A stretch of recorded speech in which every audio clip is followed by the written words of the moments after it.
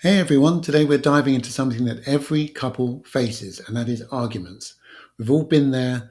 A small, simple conversation suddenly turns into a prolonged, heated exchange. So, how do you move past those moments and reconnect with your partner? So, I'm going to help you to explore practical steps to heal after a fight and strengthen that relationship, a skill you're going to need. So, firstly, quick repair. Why does that matter and what is it? Well, it's getting on with it and dealing with those problems in real time. Think about the time when you had an argument and it wasn't resolved. Think about the tension that just won't go away, sometimes for weeks or months or even years. It pops up again and it can cause even more misunderstandings. It's just like a pressure cooker. And if you don't release that steam, it just builds up and it explodes when you least expect it, usually at the worst times.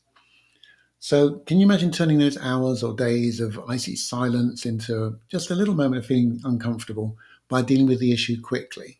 Quick repair is more than just about stopping the fight, it's about creating a safe environment to really talk about your feelings.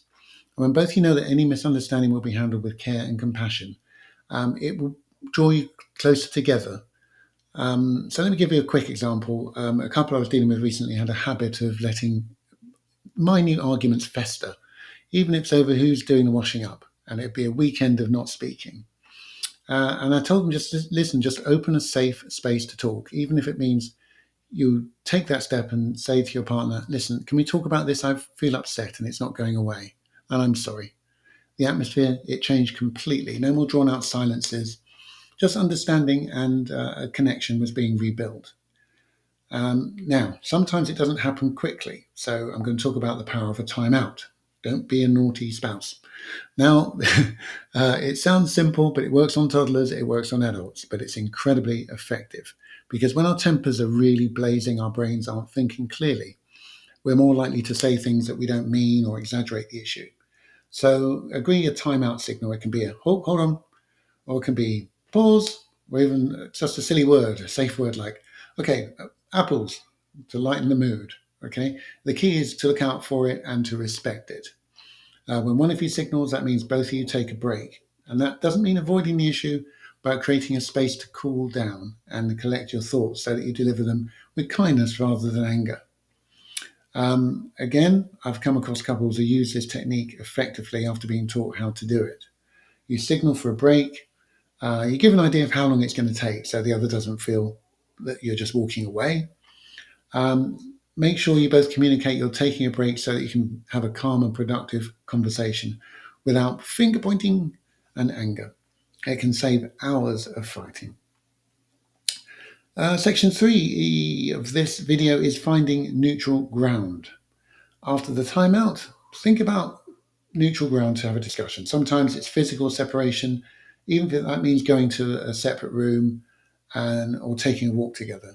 The goal here is just to let your nervous system calm down. When you're charged up, logic goes out of the window. You don't have any empathy for the other person.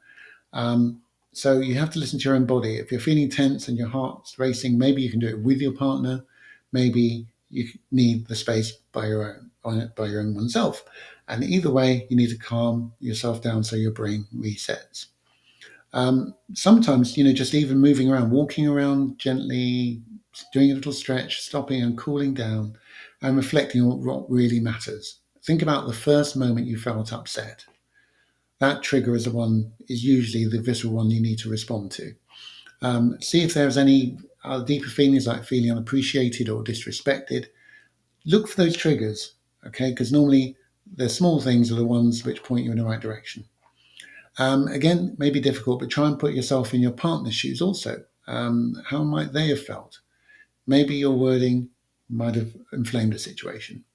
You need some empathy. And now, apologizing. Once you have cooled down, you need to find a way to apologize with depth. It needs vulnerability. It needs to be unconditional. It's not, I'm sorry, but you made me angry, or I got angry because you said X, Y, Z. It's saying, I'm sorry for how I reacted. I know that it hurt you. Now, don't confuse this with taking the blame for everything, because it's about acknowledging your role in the argument, in the conflict. A real apology, it shows your partner that their feelings matter and you're willing to take responsibility for your own actions. Um, it gives you the higher ground, really, to do that, even if you feel so strongly you're in the right. And everyone finds this awkward. Don't think it's straightforward, but apologizing without explaining is something everybody has to learn. I've had to learn it. Don't defend yourself. Don't point the finger. Just open the door for a deeper conversation and understanding of how it happened. It's not a match and decide who's wins, because if you keep in this state of argument, then nobody wins. Okay?